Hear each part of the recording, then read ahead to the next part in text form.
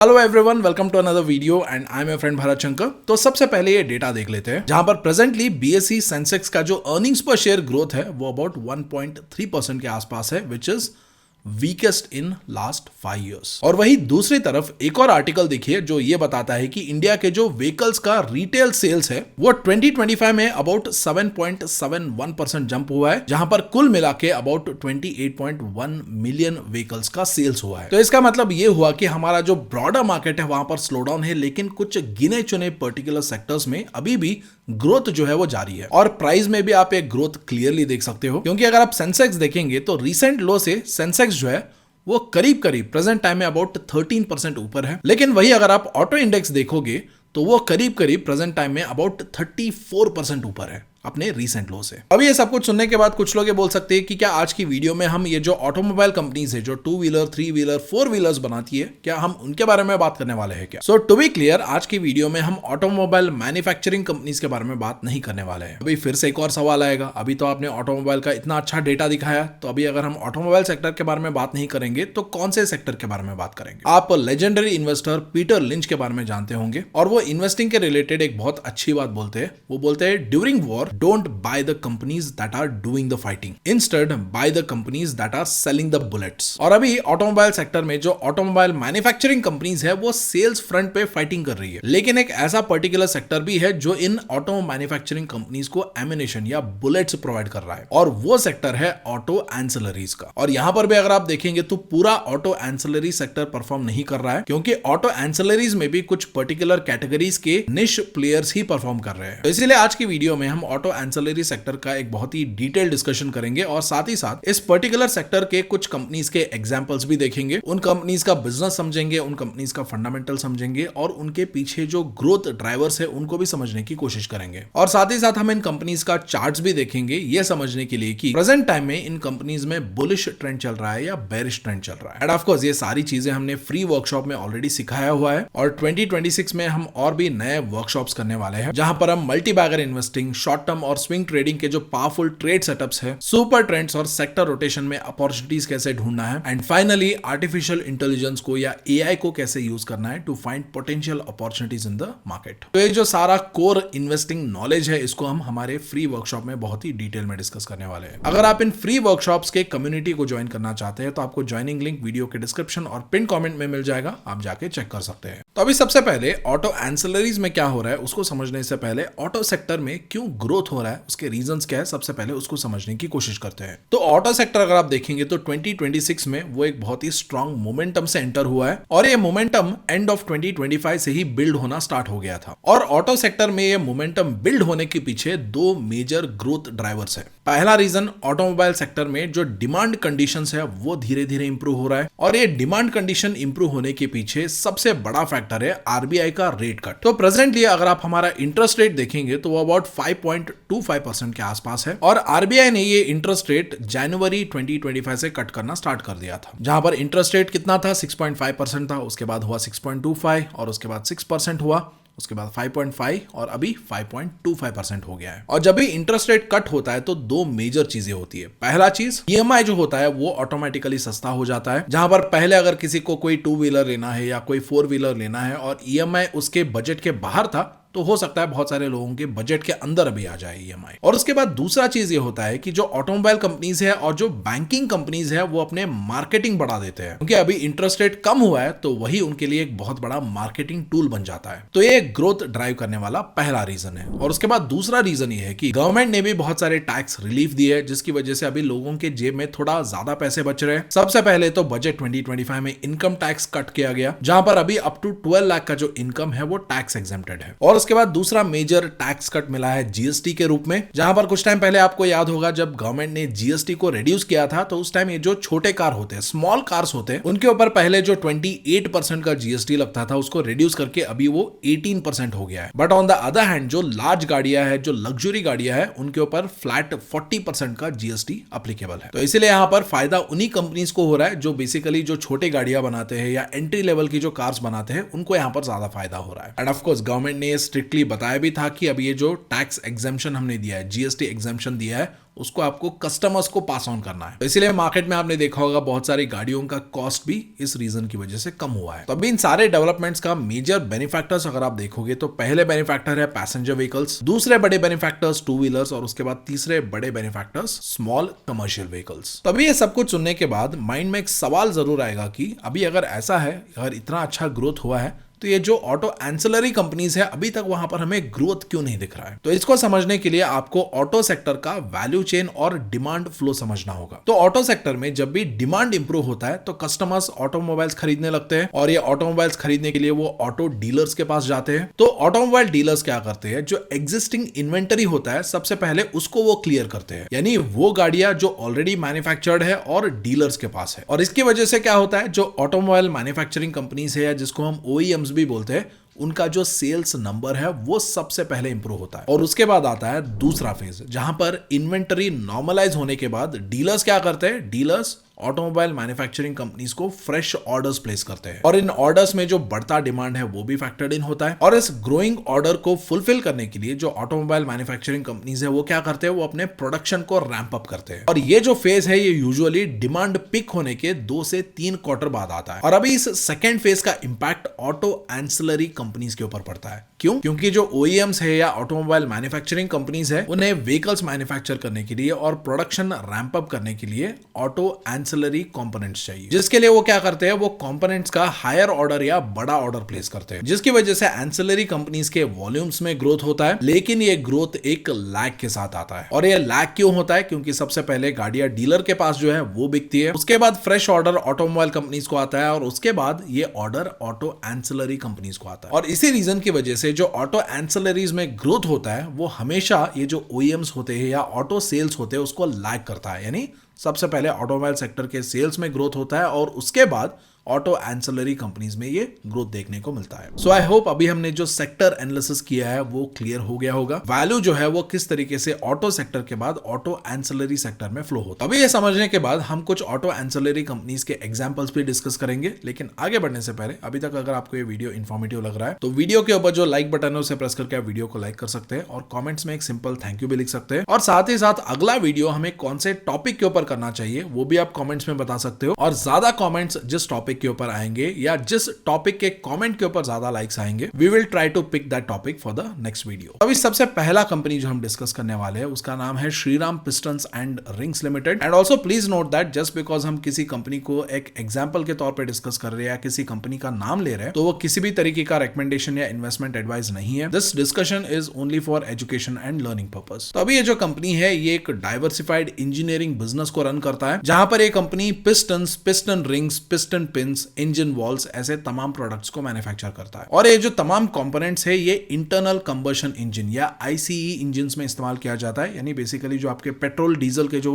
Engines होते हैं या गाड़ियां होती है उनमें इन चीजों को इस्तेमाल किया जाता है। और ये जो इंटरनल कंबशन इंजन का जो सेगमेंट है ये कंपनी का कोर पोर्टफोलियो भी है। लेकिन अच्छी बात यह है कि अभी ऑटोमोबाइल सेक्टर में जो शिफ्ट हो रहा है उस शिफ्ट के बारे में ये कंपनी बहुत ही वेल अवेयर है, क्योंकि ये बहुत ही ज्यादा एविडेंट है कि किस तरीके से ऑटोमोबाइल सेक्टर में दिन ब दिन इलेक्ट्रिक व्हीकल्स का जो शेयर है वो बढ़ता जा रहा है। और इसी अपॉर्चुनिटी के ऊपर कैपिटलाइज करने के लिए कंपनी एक स्ट्रेटेजिक मूव भी करता है, जहां पर कंपनी 2 सब्सिडरी कंपनी बनाता है। पहला है SPR EMFI और दूसरा है SPR TGPEL। और इन दोनों सब्सिडरी कंपनीज के जरिए ये कंपनी EV सेक्टर में एक्सपैंड करता है। और यहां पर आप देख भी सकते हैं ये जो पहला सब्सिडरी है इसके अंडर ये कंपनी ये जो इलेक्ट्रिक व्हीकल्स में जो मोटर्स इस्तेमाल किए जाते हैं और जो कंट्रोलर्स इस्तेमाल किए जाते हैं EV सेगमेंट्स में उसको ये मैन्युफैक्चर करता है। और उसके बाद जो दूसरा सब्सिडरी है वहां पर ये प्रिसीजन इंजेक्शन मॉड्यूल पार्ट्स को मैन्युफैक्चर करता है। और उसके अलावा इस कंपनी का जो कस्टमर बेस है वो भी बहुत ही ज्यादा स्ट्रॉन्ग है, जहां पर एक कंपनी जो एस्टैब्लिश्ड मैन्युफैक्चरर्स है जैसे कि मारुति सुजुकी है या टाटा मोटर्स है या क्यूमेंस है या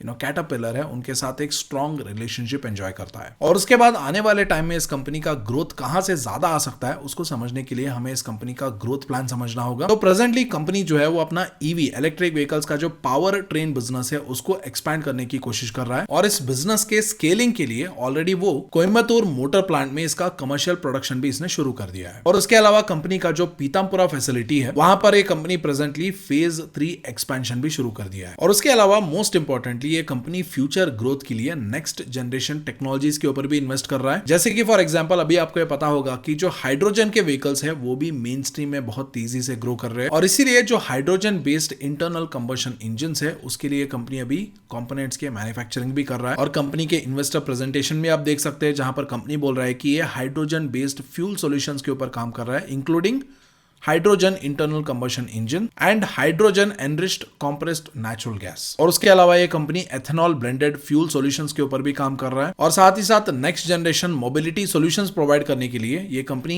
इलेक्ट्रिक व्हीकल्स के कंपोनेंट्स के ऊपर भी बहुत तेजी से काम कर रहा है। और उसके बाद अगर हम कंपनी के कुछ नंबर्स देखें तो प्रेजेंटली इस कंपनी का जो मार्केट कैप है वो अबाउट 12,479 करोड़ के आसपास है, और इसका जो पी रेशियो है वो अबाउट 23.1 के आसपास है, और इंडस्ट्री का पी रेशियो कितना है, अबाउट 28.1 के आसपास है। यानी इंडस्ट्री के कंपैरिजन में इस कंपनी का जो पी रेशियो है वो अंडर वैल्यूड है। और उसके बाद अगर हम कंपनी का डेट देखेंगे तो कंपनी के ऊपर 537 करोड़ का डेट बर्डन है, लेकिन इसके कंपैरिजन में कंपनी के पास 1006 crore worth of cash equivalents, यानी जितना कंपनी का डेट है उससे ऑलमोस्ट डबल इसके पास कैश है, जिसकी वजह से ये कंपनी इफेक्टिवली डेट फ्री भी हो जाता है और कैश रिच भी हो जाता है। और उसके बाद कंपनी का जो रिटर्न ऑन कैपिटल एम्प्लॉयड है और रिटर्न ऑन इक्विटी है वो kind of on the higher side है, जहां पर रिटर्न ऑन इक्विटी अबाउट 23.2% के आसपास है और return on capital employed about 25.7% के आसपास है। और उसके बाद प्रॉफिट एंड लॉस स्टेटमेंट अगर आप देखेंगे तो कोविड के 2 साल अगर आप छोड़ेंगे तो हर साल कंपनी के सेल्स में लगातार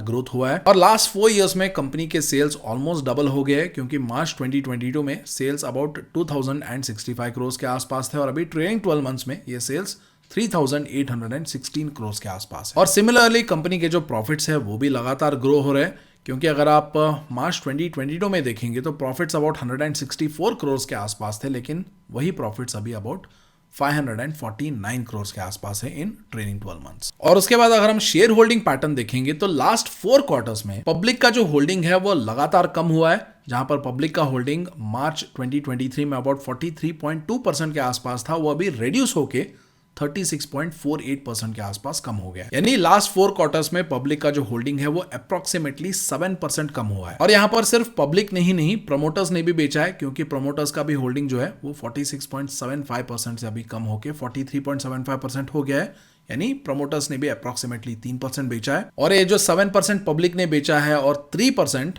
प्रमोटर्स ने बेचा है, उसको एब्जॉर्ब किसने किया है, उसको मेनली एब्जॉर्ब किया है एफआईएस ने, जिनका होल्डिंग 4 क्वार्टर पहले 0% था, जो अभी बढ़ के 6.62% हो गया है। और एफआईएस के साथ साथ डीआईएस ने भी खरीदा है, डीआईएस का भी होल्डिंग 10.05% से बढ़ के अभी 13.14% हो गया है। और ये स्ट्रॉन्ग शेयर होल्डिंग पैटर्न देखने के बाद भी एक सवाल जरूर आएगा कि अभी भी अगर आप देखेंगे तो पब्लिक का होल्डिंग 36.48% के आसपास है, विच इज रिलेटिवली हायर, लेकिन ये पूरा सच नहीं है, क्योंकि अगर आप पब्लिक होल्डिंग को एक्सपैंड करके देखेंगे तो यहां पर आपको एक नाम दिखेगा, राइकन कॉर्पोरेशन, जो इस कंपनी में अबाउट 21.3% स्टेक होल्ड करते हैं। और ये राइकन कॉर्पोरेशन कौन है, तो ये एक जापानीज कंपनी है, और ये कंपनी भी पिस्टन रिंग्स और ये जो ऑटो रिलेटेड जो कंपोनेंट्स वगैरह होते हैं या ऑटो एंसिलरीज होते हैं उसको मैन्युफैक्चरिंग करता है। और ये जो राइकन कॉर्पोरेशन है ये श्रीराम पिस्टन रिंग्स का एक लॉन्ग स्टैंडिंग टेक्नोलॉजी पार्टनर है, और आज आपने देखा है ये शेयर होल्डर भी है, तो इसको आप एक तरीके से स्ट्रेटेजिक पार्टनरशिप आप मान सकते हो। तभी ये जो राइकन कॉर्पोरेशन जो इस कंपनी का स्ट्रेटेजिक पार्टनर है, अगर आप इसका शेयर होल्डिंग पैटर्न अगर पब्लिक से निकाल देंगे तब इफेक्टिव पब्लिक होल्डिंग बनेगा अबाउट 15% के आसपास, यानी अभी 15% के आसपास शेयर होल्डिंग ही पब्लिक के पास है, बाकी सारे शेयर्स प्रमोटर के पास, राइकन कॉर्पोरेशन के पास, डीआईएस के पास और एफआईएस के पास है। और इसके बाद अभी हम श्रीराम पिस्टन्स का ट्रेंड समझने के लिए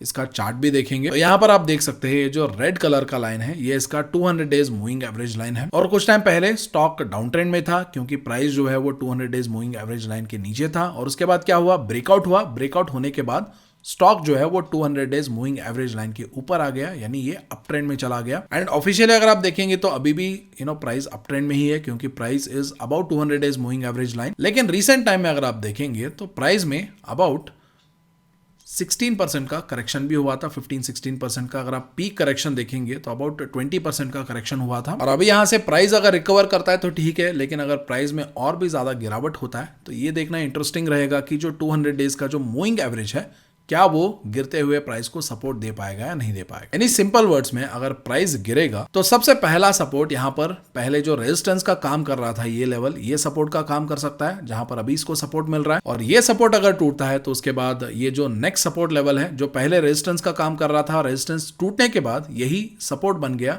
ये यहां पर पिक्चर में आ सकता है। और यहां पर आप देख सकते हैं ये जो सपोर्ट है ये काइंड ऑफ ये जो 200 डेज मूविंग एवरेज लाइन है इसके साथ कोइंसाइड कर रहा है। तो इसीलिए इन केस अगर प्राइस में और भी ज्यादा गिरावट होता है और प्राइस इस लेवल पे आता है, इस सपोर्ट लेवल पे आता है जो 200 डेज मूविंग एवरेज लाइन के साथ कोइंसाइड कर रहा है, तो यहां पर जब प्राइस आएगा तो देखना इंटरेस्टिंग रहेगा कि यहां पर क्या होगा। यहां पर ये इस लेवल को ब्रेक करके और भी नीचे जाता है या इस लेवल से ही रिबाउंड करता है, that will have to wait and watch. और उसके बाद जो नेक्स्ट कंपनी हम डिस्कस करने वाले हैं उसका नाम है फीम इंडस्ट्रीज लिमिटेड। और ये company specialised auto ancillary business में काम करता है जहां पर इसका फोकस जो है ऑटोमोटिव लाइटिंग सिस्टम्स के ऊपर है, सिग्नलिंग इक्विपमेंट्स और रेयर व्यू मिरर के ऊपर है। और इसका जो प्रोडक्ट पोर्टफोलियो है उसमें कन्वेंशनल और एलईडी हेडलाइट्स है, टेल लैम्प, ब्लिंकर्स और प्रिसीजन इलेक्ट्रॉनिक कंपोनेंट्स जैसी चीजें ये कंपनी बनाता है। और इस कंपनी का 97% ऑफ द रेवेन्यू जो है वो टू व्हीलर सेगमेंट से आता है। और इस कंपनी के अगर हम कुछ नंबर्स देखें तो इस कंपनी का मार्केट कैप अबाउट 5,800 करोड़ के आसपास है, पी रेशियो अबाउट 25.9 के आसपास है, इंडस्ट्री पी अबाउट 28.1 के आसपास है, यानी ये इंडस्ट्री पी से कम वैल्यूएशन पे ट्रेड कर रहा है। और कंपनी के ऊपर 61.5 करोड़ का डेट बर्डन है और उसके कंपैरिजन में कंपनी के पास 271 crore worth of cash equivalents है,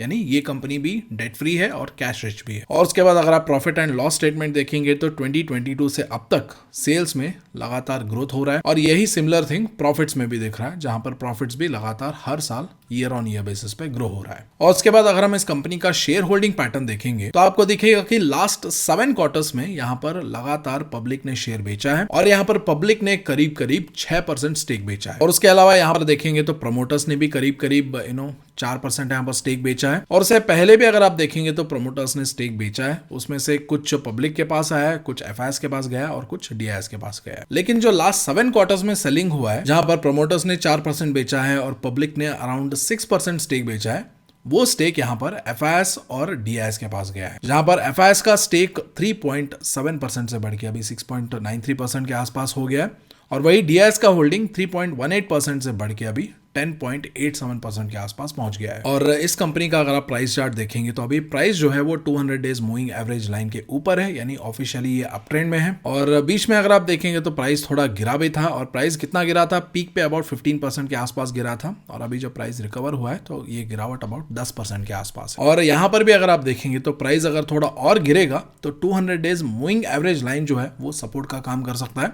और उसके अलावा इसका जो पास्ट सपोर्ट, अगर आप सपोर्ट एंड रेजिस्टेंस ड्रॉ करेंगे तो ये सपोर्ट भी kind of 200 days moving average line के साथ कोइंसाइड कर रहा है। और उसके बाद एक और कंपनी का एग्जांपल हो सकता है शानदार टेक्नोलॉजीज लिमिटेड। और इस कंपनी का मार्केट कैप अबाउट 3,166 करोड़ के आसपास है, पी इसका 18.4 के आसपास है और इंडस्ट्री पी 28.1 के आसपास है। लेकिन हाँ, इस कंपनी में डेट बर्डन रिलेटिवली ज्यादा है, अबाउट 955 करोड़ का डेट बर्डन है और कैश इक्विवेलेंट्स अबाउट 26 के आसपास है और इंटरेस्ट कवरेज रेशियो भी रिलेटिवली कम है, अबाउट 4.6 के आसपास है। यानी कंपनी के ऊपर जो डेट है उसके ऊपर अगर कंपनी को 1 रुपए पे करना है तो कंपनी अबाउट 4.6 रुपीज उसके कंपैरिजन में कमा रहा है। और उसके बाद अगर आप सेल्स एंड प्रॉफिट देखेंगे तो 2022 से अब तक सेल्स लगातार बढ़ रहा है, जहां पर 2022 में सेल्स 2,324 करोड़ के आसपास था और अभी ट्रेलिंग 12 मंथ्स में ये ऑलमोस्ट डबल होके 4,348 करोड़ के आसपास पहुंच गया है। एंड सिमिलरली अगर आप प्रॉफिट्स भी देखेंगे तो प्रॉफिट्स 2022 में अबाउट 56 करोड़ के आसपास था,